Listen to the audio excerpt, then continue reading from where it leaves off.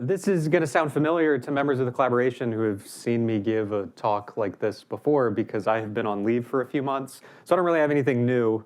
I'm also getting a lot of mic feedback right here. Is that right? Okay.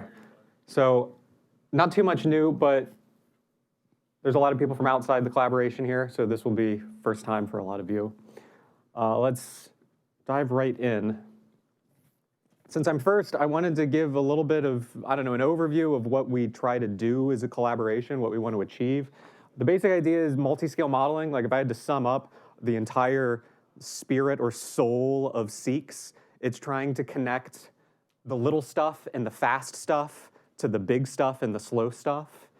And that's really challenging because I guess I care about neutron stars more than black holes, so I'm going to put a big neutron star and astrophysical thing up top that's going to make all of these really cool emissions. It's got these complicated 3D fields. It's got these really great transients that we want to observe, but it from bit, as the kids say. I don't know if the kids still say that, but it's made up of these little things, and we want to bridge the microphysics of, for example, I'm a molecular dynamicist, the sort of micro cell, the individual unit cell of this crystal in the crust to the global properties of the star.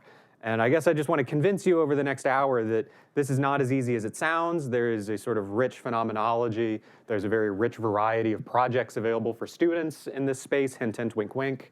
And how will we do that? So to start, microphysics sets macrophysics. So the students in the room who care about neutron stars, and you think, I don't care about Matt and his stupid crystals. He's been talking about these little crystals for 10 years, and he's been showing us the same thing for so long. The microphysics sets the macrophysics.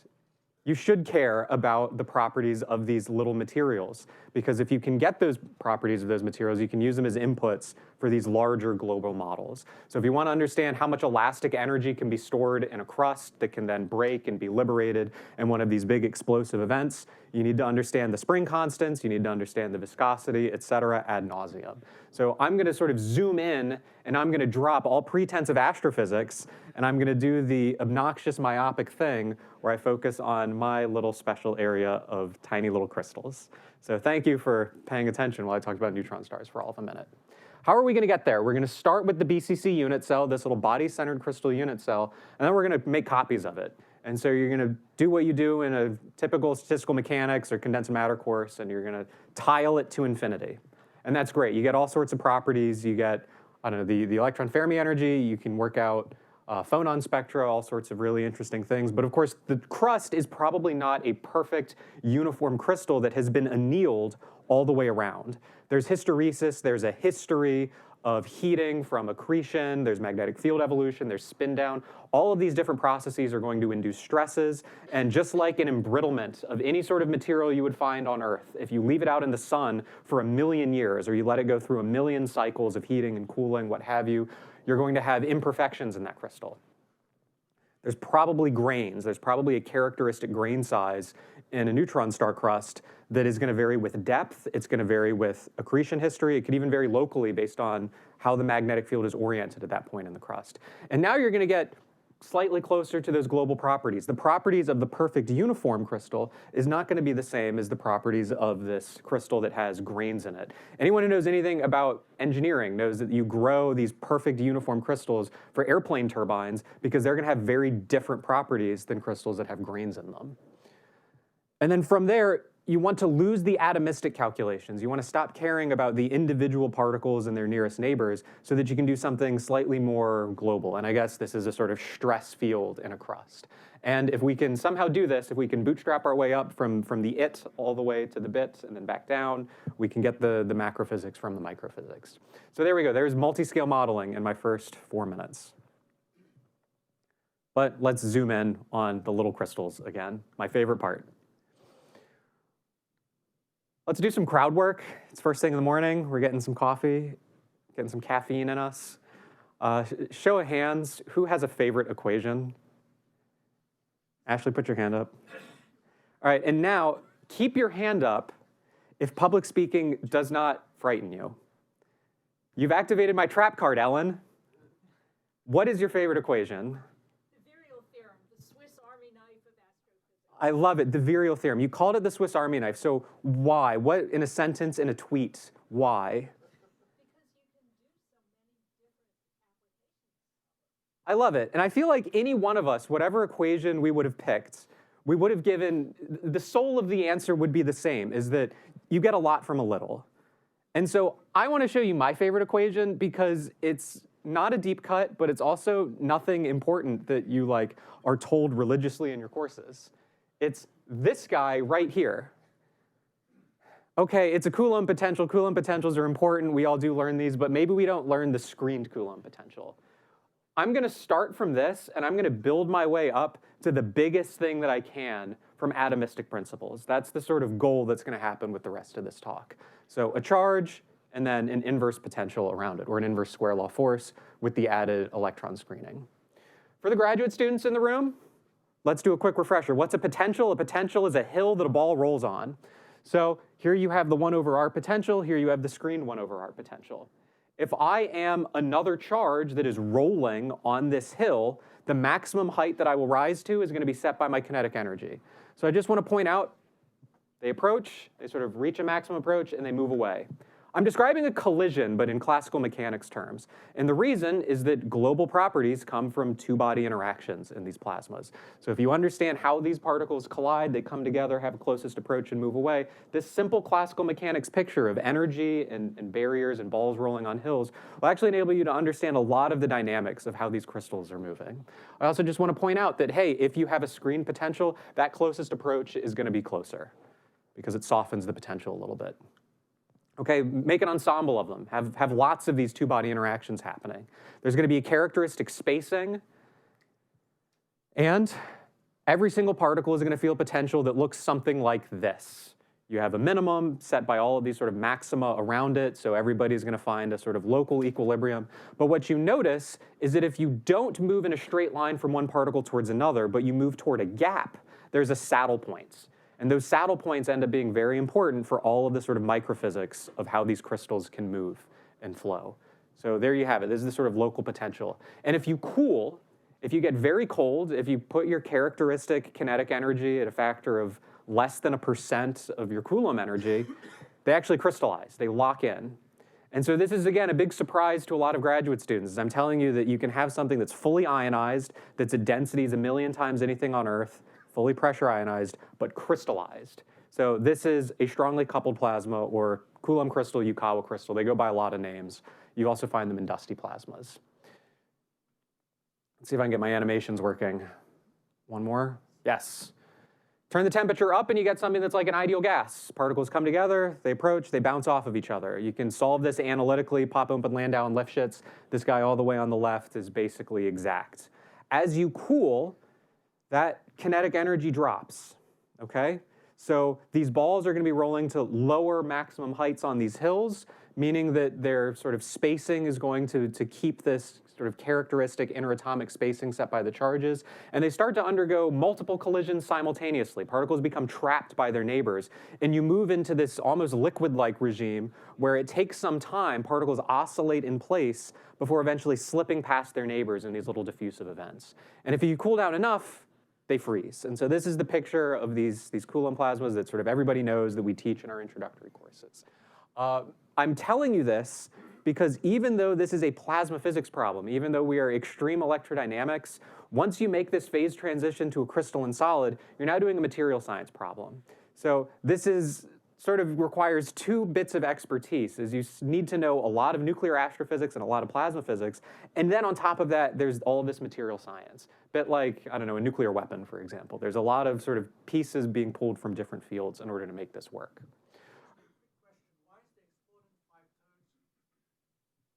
Charge density. There's two factors. I can't go back as easily. So I've put this for a mixture, but heck, I guess I've lost my laser. So you can take z squared e squared is what it is for the pure system. This is a mixture average, is the point. And so the charge ends up coming into the mean spacing, which would be in the denominator.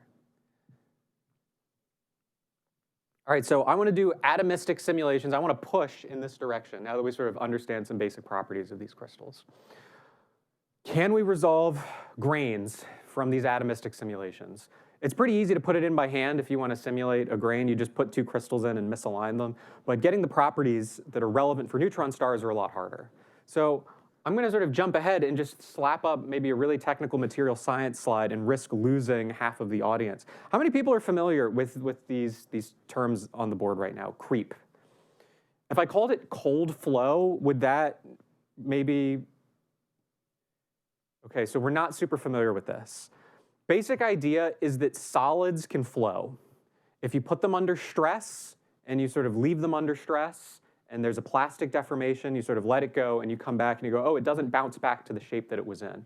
Or you put it under stress, eventually the material sort of realigns or reanneals, and you find that, oh, it's sort of no longer under stress. It sort of relieved the stresses internally by rearranging. So the mechanisms for this are single particle migrations in the crystals. Specifically, the two most important in terrestrial materials are going to be Nabarro herring and cobalt creep. The way these work is that vacancies, little single sites that are missing, migrate through the crystal, they arrive at the grain boundaries, or they move through the grain boundaries, and by having a vacancy, particles can move from one grain into the next, and they can sort of reorganize. So these are, I'm going to try to convince you, important unsolved questions for neutron star astrophysics, because we need to understand how the vacancies are going to be moving in the crystal so that we can then build these models and steal these models from material science to apply them to neutron stars. I just want you to imagine, you take a neutron star, you allow it to spin down, the hydrostatic pressure is going to change, the stress in the crust is going to change. Does that stress build up and build up and build up over decades, centuries? Or is it a very, very slow, gradual change in pressure? And so is this warm enough in the crust for it to sort of flow as a solid, like a glassy solid, and not build up those stresses? That's sort of the question I'm trying to pose to you right now.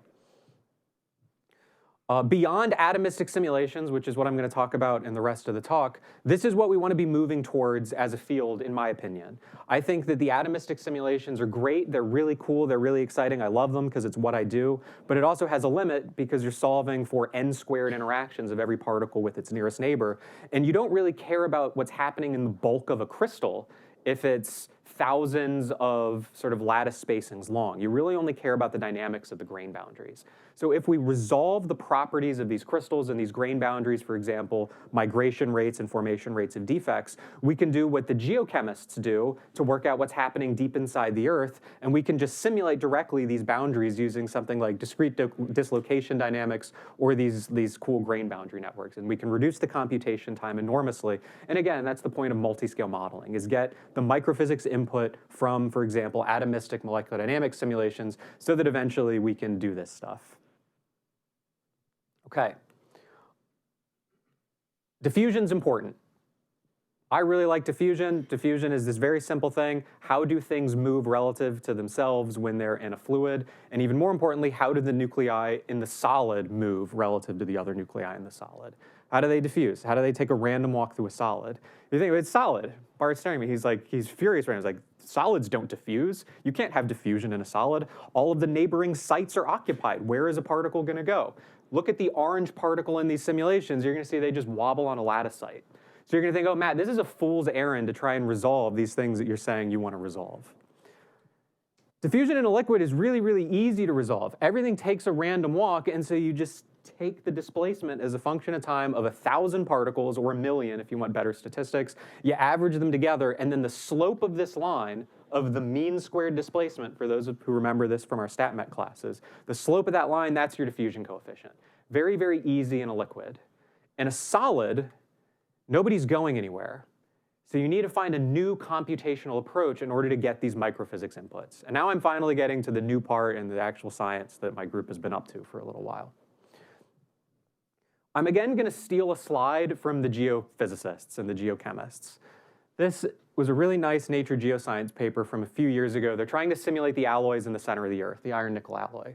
If you watch particles oscillate on a lattice site, it really doesn't seem all that interesting, solving the n-squared dynamics in a molecular dynamics simulation. All of a sudden, this snake starts to worm its way through the volume. Did everybody see that? There's going to be another one if we wait. Wait for it. Hey, what's that? What's going on there? I think I'm seeing diffusion.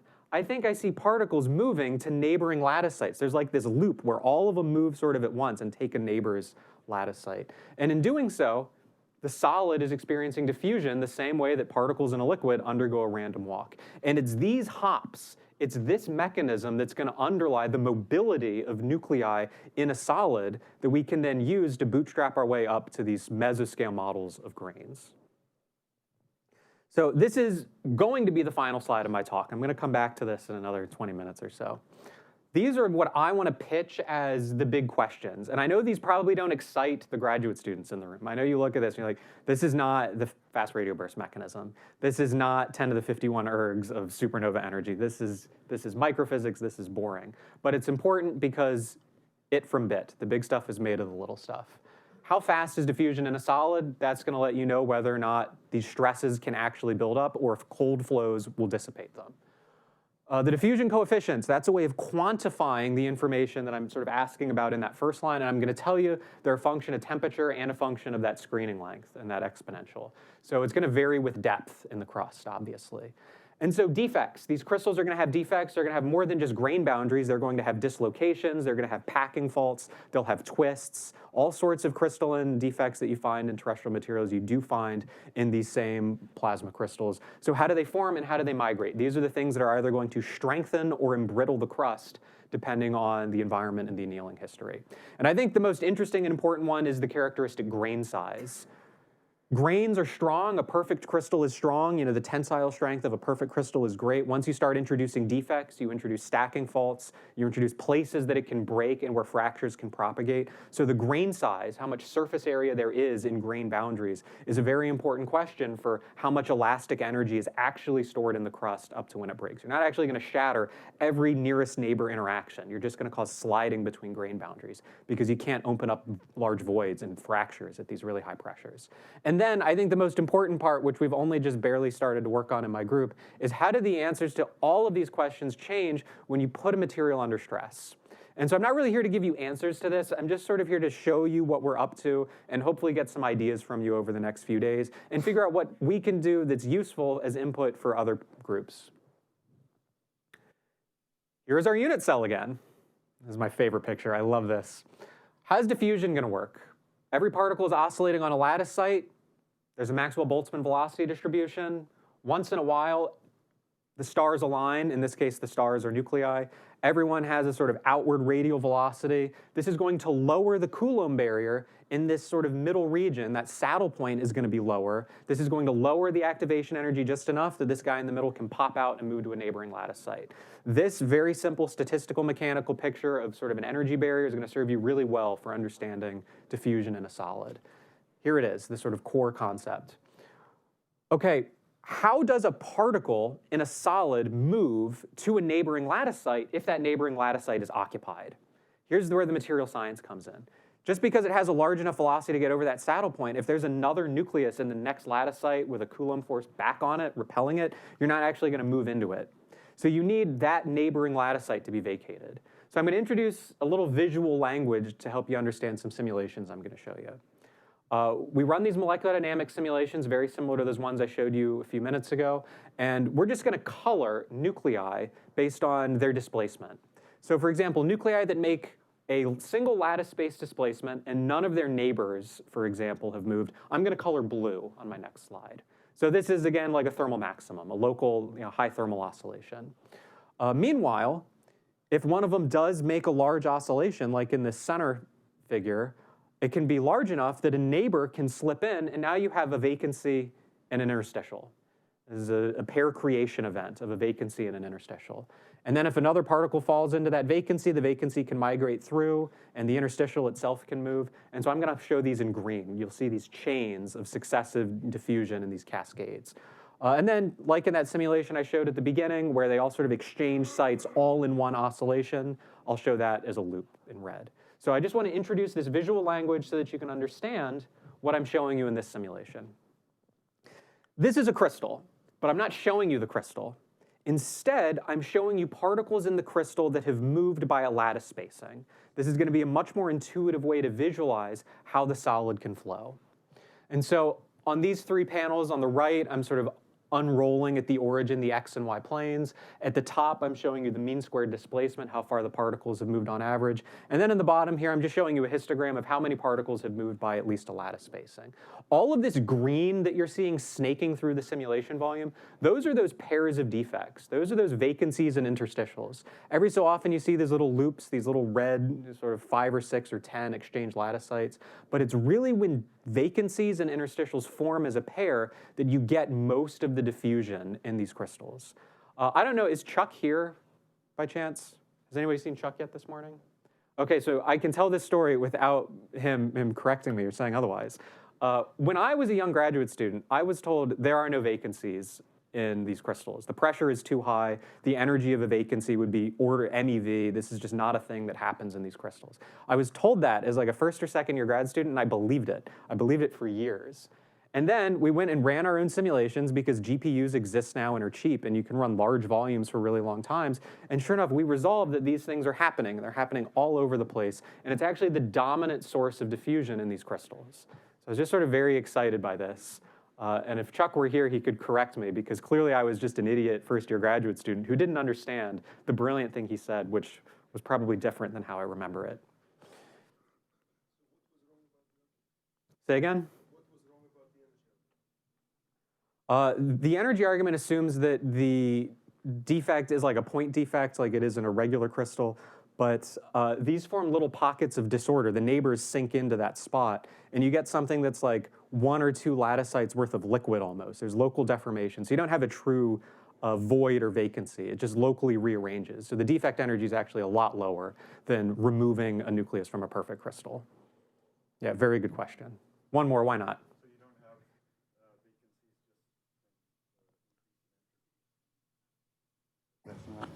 I don't understand the question, but keep going. Just the statistical mechanics of having defects gives you increased entropy because you can. Could you repeat the question? Can we use the mic in the chair, maybe? Use the mic. Maybe. Right. All right. I'll just speak loud. Yeah, use that. You should be able to use one in the. Oops. There we go. Good save. Did have the defect? Yes. Stacking fault. Yeah. So I think the anticipation here. Better than the question. I was just wondering about the role of entropy and vacancies. Right, are always present in condensed matter just because the free energy is lower from the. Yeah, and I think maybe if I can just say I believe you, and that's correct, and this should have been obvious. But the atomistic simulations get us what the local environment actually is. And I don't think you could do that from first principles and say, what would the energy of one of these defects be? Because it depends on the whole ensemble, what the neighbors are doing. And there's a structural component to it that you can get from the molecular dynamics, that it sort of molecular dynamics gives you for free. Whereas if you try and do it pen and paper, you sort of don't get it. So that's the whole point of these simulations. One more, why not? Thank you. Use the mics. So with the particle diffuse, how the background potential evolves? Say one more time, how the background. Potential, because you have the electromagnetic field, you have the potential, the charged particle potential you presented first, right? Yes, so these are n-body molecular dynamics simulations. It's just nearest neighbor or n nearest neighbor Coulomb forces. I don't have like a uniform background field. I want to throw this in because there are plasma physicists in the room. What I just showed you was something typical, for example, for like neutron star conditions, for a hot neutron star crust. We have explored screening lengths way out to really high screening lengths. And I just want to throw this up. If you know this plot, great. If not, no big deal. The melting condition of these, or the melting temperature, I should say, depends very strongly on the screening length because it, again, affects this nearest neighbor packing. So there's this nice empirical relation that maybe you're familiar with. It scales with 1 plus kappa plus 1/2 kappa squared. So if you rescale these diffusion coefficients that I showed you on this slide, if you rescale them by the melting temperature, and you use a sort of, people have called this in the literature a doubly dimensionless coupling, or the modified coupling parameter. If you do this and normalize all of the sort of plasmas to melt at gamma of 1, you get a very, very nice I-ring model, and the whole thing collapses to a line. And so this is not surprising. Anybody who knows plasma physics knows that plasmas do this sort of universal behavior all over the place. But it's really, really nice to see it in a solid plasma, because this is a really understudied regime, especially with molecular dynamics for these transport properties, because it requires such a huge investment of like throwing GPU hours at a problem to simulate for a really long time. So this shouldn't surprise you, but I am proud of it, and I wanted to brag about it. I also want to show that it's not as universal as that plot makes it look. There's a sort of twist. On the left, I'm showing you two plasmas very near melting, and on the right, I'm showing you two plasmas at about 90% of the melting temperature, so two temperatures. And then top and bottom, I'm showing you two screening lengths. The top is a neutron star relevant screening length, and the bottom is a much stronger screening length. In principle, if that previous plot is to be believed, you would expect that both on the left would have the same sort of diffusion coefficient, and both on the right would have the same diffusion coefficient. But there's a twist. When you soften the potential by increasing the screening, you reduce the mobility of these vacancies and interstitials. They hop less frequently. But you also decrease the barrier to forming them in the first place. So there's this trade-off. Diffusion is a combination of the jump frequency of a defect and the defect density. So if you turn up the screening, you both turn up the defect density and turn down the defect mobility in a way that almost kind of cancels. And so we were really proud of this when we saw this, that this sort of works out, but there's still something unexplored. Thank you, Hake, for nodding along and like loving it. It's great, right? I can see your excitement, how cool it is. I'm just seeing that the slopes line up. Yeah, it's great. It's so good. I'm so excited by this. All of this work was done by ISU graduate student Danny Yakub. He's fantastic. I gave him a bunch of simulation data in like May, April last year. There he is. Danny, wave to the room. Everybody, this is Danny. He wants to go do a PhD with you if you're hiring. I gave him all this simulation data because what do you do when you teach and take classes all semester? You just run stuff in the background and you come back to it. He was like, I need a project for this class. And I was like, you should analyze this. And he made those animations for a class project. And we took one look at this, and we were like, well, this is amazing. We obviously have to write it up. And so we did, and now it's in Phys Rev Letters. And we're very proud of him. He's a very talented young molecular dynamicist who's going to go on to solve all of these big problems that I've talked about in the first half of my talk. Right, Danny? 2 thumbs up. What about when you stress the crystal? What about when you take one of these grains and you start to distort it? Tensile stress is great, but the field is largely more interested in shear stresses. Take it, distort it to the side. Danny's just finished running a batch of these over the past month or two, and there's a pretty obvious strain squared dependence, right up to about the breaking condition of about 10%. You can actually see where it turns over at breaking of about 7 or 8%. But this strain-enhanced diffusion makes sense. Again, as you distort this lattice, you are changing the energy of those saddle points, and you are dropping the energy barrier of those saddle points that eventually enhances diffusion and enhances the formation rate of these defects. So my hunch, and I didn't put this on a slide because I didn't want it in writing and I didn't want it to haunt me for the rest of my life. My hunch is that as these crystals accumulate stress and they become strained to very large strains, the enhancement in diffusion coefficient probably suppresses some of this like really catastrophic breaking, and you get cold flows rather than some of these really, really scary shattering events. And that's sad because I like explosive things and transients that release a lot of energy. But my hunch when I look at a plot like this is that if you start to put it under stress, it's going to flow like a polymer would, and it's going to undergo these cold flows.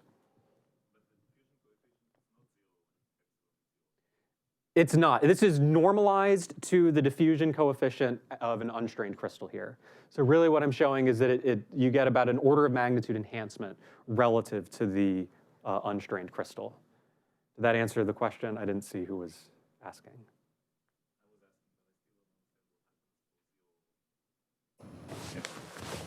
Zero epsilon is unstrained. That's this, right? So I'm normalized to that. So this should be 1 on this plot, is the point. Okay. One more result for you while we're at it. Oh, Ashley has a question. Hi, Ashley. Hi. Yeah, so I think people had previously predicted this type of Arrhenius law. Yeah. So you're actually finding something different than that? This has the Arrhenius character. If I go back to this plot, this is Arrhenius right here. This, on the other hand, is not necessarily Arrhenius, but this is strain dependent. So I wouldn't call this an Arrhenius law. Cool. And this you could also guess from, again, some simple pen and paper. But it's nice to see it with actual molecular dynamics. The other thing that we want to resolve are the mobility of these defects individually. What I was showing you is diffusion coefficients. If you have a pair of defects that form, all of those slopes that I was showing you, that's the diffusion coefficient of one interstitial plus one vacancy. You can't actually isolate the diffusion coefficient of the individual defects from those simulations I showed you a minute ago. But if you artificially induce an extra defect, suddenly your crystal is going to flow as if it has just one or two vacancies and one interstitial at a time. And this sort of breaks the degeneracy. You sort of overdetermine the equations. And you can isolate diffusion coefficients of vacancies from the diffusion coefficients of interstitials.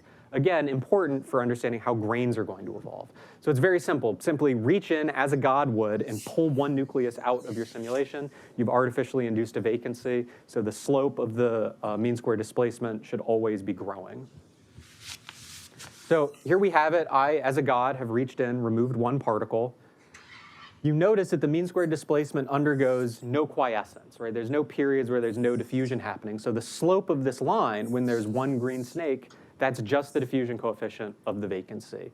And occasionally you get extra diffusion where this sort of extra pair event has happened, where you have two vacancies and one interstitial. And then eventually the snake eats its own tail and they annihilate and you're left with the one vacancy. So this sort of stair-step pattern that you saw before is now replaced by an inclined stair-step pattern, which is increased by this factor that we're interested in. Can I, again, do a show of hands? I love crowd work. What's faster? Who thinks an interstitial diffuses faster than a vacancy? Who thinks a vacancy diffuses faster than an interstitial? I'm getting more hands for the second one. OK. Whoops. It might surprise you that the interstitials seem faster than the vacancies. This came as a surprise to me because it was obvious that like a vacancy, I don't know, it's like it's easier for a particle to fall into a neighbor than it is to muscle it out of the way. And I don't actually have a good like common sense or first principles argument for why this is the case. But this is what we're seeing in molecular dynamics. Very exciting to have it finally and to resolve it. We've done this again out to very, very large screening lengths, but really what's important are the screening lengths less than 1. There's this very clear power law Arrhenius effect when you're near melting, when you're within 10, 20% of melting. As you push to much higher coupling, or meaning colder temperatures, the power law has a sort of break to it and it steepens. So even though we can't resolve the formation of the defects at those really high couplings, we can still resolve the diffusion coefficients, and it seems to slow down. So this would tend to undermine my argument a minute ago that high strains mean lots of diffusion, because if you just get cold enough, you can freeze this stuff out. Ellen, yes, please. Maybe you're going to talk about this later, but is it obvious that this is diffusion that you could describe as a del squared, delta x squared going as time, not super diffusion or subdiffusion? Good question. I agree. That's a good question.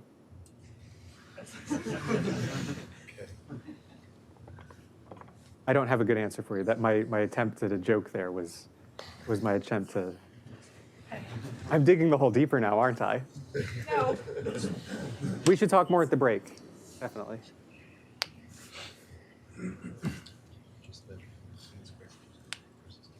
I guess I sort of jumped the gun and I mentioned if you just want to worry about what's neutron star relevant, you really start to see this break, especially with the vacancies, plummeting off at really cold temperatures. So there really does come a point where this stuff freezes out, and it freezes out hard. And a part of that is what I mentioned about how these vacancies and interstitials creating these little local pockets of disorder. If you go cold enough, you cease to have these little almost liquid-like pockets among nearest neighbors, and the vacancies and interstitials take a different structure within the lattice. So this is a simulation with 16,001 nuclei. And you can pick out very easily where that nucleus is when you project the simulation flat. So this is 20 nuclei deep. What you're seeing is the sort of spread of nuclei on the lattice sites. This extra set of dots is the interstitial, crowding out one body diagonal of the crystal and sort of overloading it. It has a name, it's the crowd ion defect. This is what condensed matter physicists call it. But it forms this very specific line where it packs 6 nuclei into 5 lattice spacings. This is the sort of lowest energy way to add one of these, especially at low temperature. If you warm it up, this defect, and I'll put it in sarcastic air quotes, this defect will melt and you'll just have a pocket of local disorder. But at low temperatures, they look like this. Part of the reason that's important is because now there's 2 activation energies. Instead of just the activation energy for a defect to migrate to a neighboring lattice site, there's an activation energy to migrate in the forward or backward direction, which is much lower than the activation energy for that defect to then turn and move onto a different body diagonal through the crystal. And we've sort of found right at the energy where this starts to freeze out, you see these race car tracks where it zips back and forward in a one-dimensional diffusive hop, and then occasionally it turns and it sort of locks in the diffusion of that previous sort of step. And so these simulations take a while because, again, we don't have lots of extra pairs of defects forming, so they have to run for a long time. So this is at about 1/5 of melting. We're very excited that we can push to such cold temperatures. But if you push by another factor of 2, it freezes out entirely. And it becomes a completely one-dimensional diffusive sort of system. So this is like coin flips. Does everybody know this about random walks? Is the one-dimensional random walk is doomed to always return to the origin. In 3D, it can go off to infinity, but in 1D, it'll come back to the origin. So if you look at our diffusion coefficient, it's all noise. You can't actually get the diffusion coefficient at these temperatures. You can only get the activation energy for forward and backward rather than allowing it to turn. So there it goes. It's sort of winding up. It had a lot of hops in the forward direction, but eventually it's going to unwind. And so this is all garbage. And so this is sort of the limit of what we can do with molecular dynamics, is we can get diffusion coefficients for these defects down to about 10% of melting, which is good for maybe some neutron star applications, but sad if you're me and you wanted to keep pushing this colder. I have a few minutes, so I'll mention this because I think it's fun. We had a great idea, and by we I mean Danny, because he's brilliant. He says, well, that's a one-dimensional problem. It's going across the diagonal. What if we rotate it? There's these nice Pythagorean rotations where you can make that racetrack longer for the defect to move on, and maybe this will solve the problem by allowing the periodic boundary to sort of help you. You can run with the same number of particles. And I was like, this is so clever. We should definitely do that. And then we did it, and we get the same garbage because we outsmarted ourselves, and we forgot, no, wait, the turning has frozen out. It's still just going to be this one-dimensional lattice hopping. So I don't know. I think it's important to show your failures. We curate a year's worth of successes into a 50-minute sort of talk to show off. And graduate students deserve to be reminded that we make mistakes and we burn a week of computer hours on stuff that ends up being useless. Danny's great. He's really good. You want him for your group.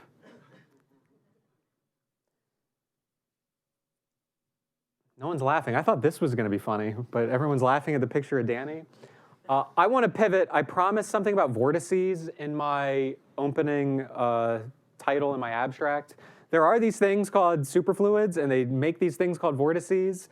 And Ashley and Yuri and all of these other really smart people can tell you all about them. One of the things that's really important to them is how these vortices, these superfluid vortices, interact with the crystal. In principle, there's a Magnus force, and so it's potentially there should be this attractive pinning, and the unpinning is incredibly important for transporting angular momentum and glitches and all sorts of other phenomena. So they asked me last year, we were sitting maybe right around in the middle over here, and I said, hey, Matt, in these molecular dynamics simulations, can you just put in a potential of maybe an MeV or 2 and maybe a size or scale of a couple femtometers and just see what happens in your box? And I said, sure. And so I did that. And now I'm here to show you what that looks like. So what I'm showing you is, again, a cube. This time I'm actually showing you the crystal. I'm not removing it for readability. There's a top-down view up top, and then this is a side view of the box on the bottom. So we're just putting a sort of phenomenological Gaussian potential in to mock up what one of these vortices might do to the crystal. And so you're looking sort of down along the axis of the vortex at the top. And you can see it right there in the middle, that little gray shadow. And so we're going to calculate, it says virial stress, that's incorrect. This is just the pressure tensor. We're going to calculate the pressures just from something like a virial stress as we move this vortex through the box. And it's really fun because we've tuned the vortex energy and the sort of charge of the nuclei. This would be characteristic of an accreted crust to entrain this stack of nuclei. So we have this attractive well dragging a stack of nuclei through the crust. The Coulomb interaction is sort of repelling the nearest neighbors and creating these periodic breaking events. And I especially love this color scheme that my student used. He's coloring it based on the bond order parameter, which is local deformation. So you can sort of see how it becomes locally liquid-like around this distortion in the lattice. And again, it's a diffusive problem. So if I heat up the crystal, diffusion is very easy. Nuclei can move around their neighbors very easily, and you don't build up the same stresses, right? A hot solid has fast diffusion, and a cold solid has slow diffusion. So those big breaking events that you were seeing a second ago, that was diffusively driven, of nearest neighbors sliding past nearest neighbors and building up large stresses. So I just think that this is, again, another neat sort of wild card application of diffusion, but also a neat application of molecular dynamics. Also, what I just showed you, slamming a vortex directly aligned with the lattice into the lattice is probably not the most realistic. They probably will move at random angles. So we can rotate this thing and get something, again, a little bit more, I don't know, realistic by moving it at an arbitrary angle with respect to the crystal. And you can see how the entrainment builds up large stresses in the crust. You get something like a slip plane along the path of the crystal. And look at that, a nice break. And if you notice those little laser beams, those little pew-pews in blue that are zipping through the lattice, those are now vacancies and interstitials that have been created by dragging this vortex through the lattice. So the vortex is attractive. It has picked up a few extra nuclei after that first break. And you get this really characteristic slip-stick motion, where there's this initial threshold to movement that once it's overcome, you can sort of unpin and sort of drag easily through the lattice. It's a bit like a static friction and a kinetic friction. And I really like it. I'm going to try to replay that slide. I really like right at the end how the stresses are so large at the top between that top well and the boundary that it actually rotates the crystal just enough that you can see that, hey, maybe this is creating new grains. So I sort of included this as my fireworks moment at the end to sort of justify these things I was saying at the beginning, that grains are a fact of life in a neutron star. There are things that are going to create them. There are lots of dynamic, interesting stresses, magnetic field evolution, and so on, that are going to be mixing and stirring your crust, even if you have a giga-year to anneal that cold crystal. That's the sort of takeaway that I want you to come away from this talk with, is the crust is not this simple, idealized system that we often assume it is, but there's these very rich dynamics that are very poorly explored, partly because we are plasma physicists and not metallurgists and material scientists. We should go to the national labs, find some people who do plasma physics and work on, nuclear weapons and know a lot about metallurgy and material science, and they can answer these questions, partly because they have these dislocation dynamics codes for simulating how, the plutonium polytropes evolve over time. Anyway, very talented young people. Nevin Smith is a fourth year at ISU. He made these animations. Jin Shang is taking over this project, and we'll have very interesting results to report on his poster, right? Jin is somewhere in the room. Give credit to the students. Where are you? Hi, Jin. Yeah, there he is. Everybody wave to Jin. All right, I have 6 minutes, and now I'm going to go completely off-roading and just tell you about some other stuff for a minute. So I hope that's okay, that we're done talking about crystals for a minute. Doing science is great, learning science is great, but it doesn't do us any good if we don't tell the public all of the cool things that we have discovered. So this is what I do. I am nominally the director of outreach for the collaboration. Can I say that, Roger? Is that a real title? Oh, yes. Okay, all right. Yeah. Hi, my name is Matt Caplan. I'm the director of outreach for the SEEKS collaboration. I have been a science writer for a really long time with a lot of popular media outlets, including PBS, among others. And those of you who spend a lot of time on the internet are familiar with PBS Spacetime. It's one of the biggest science communicators on the internet. There's a lot of outreach that's very repetitive, that's let me explain black holes to you, let me explain neutron stars to you. And it's a lot harder to push one step further in sort of technical detail that maybe targets engineering undergrads and, I don't know, retirees who have a hobby interest and want something more than what we sort of tell to children over and over again. And so we've been very fortunate to be able to partner with PBS Spacetime. And I also, again, want to highlight the work done by the young people because I have sort of moved into the producer stage of my career. But YouTube and TikTok, this is a young people's game. And here they are. These are the students who are working to write these videos. And they are hitting hundreds of thousands. In this case, this is actually a recent screenshot. It's higher than 2.1 million views right now. This video about tokamak walls and beryllium and liquid lithium and all of the cool things at ITER and PPPL. So just big shout out to them. And I'm also doing this to advertise this as an opportunity. If you have ever sat and watched a YouTube video and been like, this is really cool, and I have a great idea, they should totally make a video about this really cool specific thing about axions and neutron stars and dark matter. That doesn't have to be an idle daydream. Come talk to me, come find me at a coffee break and pitch me. That's how all of these got made, is these were students that had cool ideas and they wanted something to happen. I was like, let's make it happen. So again, students, don't be scared. I am not a scary person. Come find me, pitch me. With Kurzgesagt, this is the YouTube channel with the ducks and the globe logo. I've been writing for them for a long time. I guess the lighting doesn't look as clean as it could, but this is in a planetarium.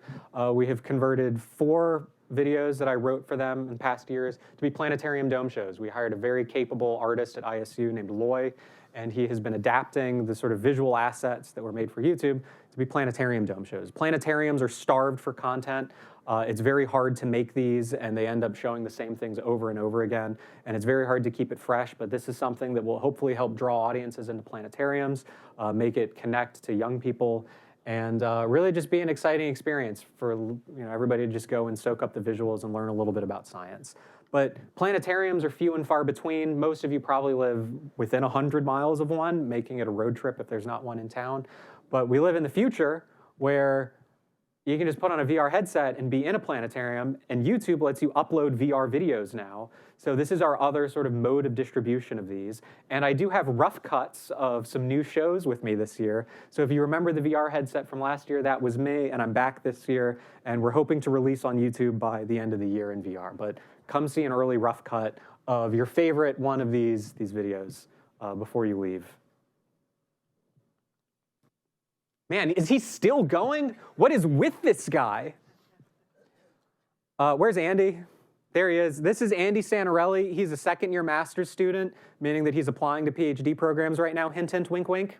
And he's very good at what he does. He came to me a year and a half, 2 years ago, and he wanted to start a research project. And I was like, okay, well, I have this cool grant doing neutron stars and black holes.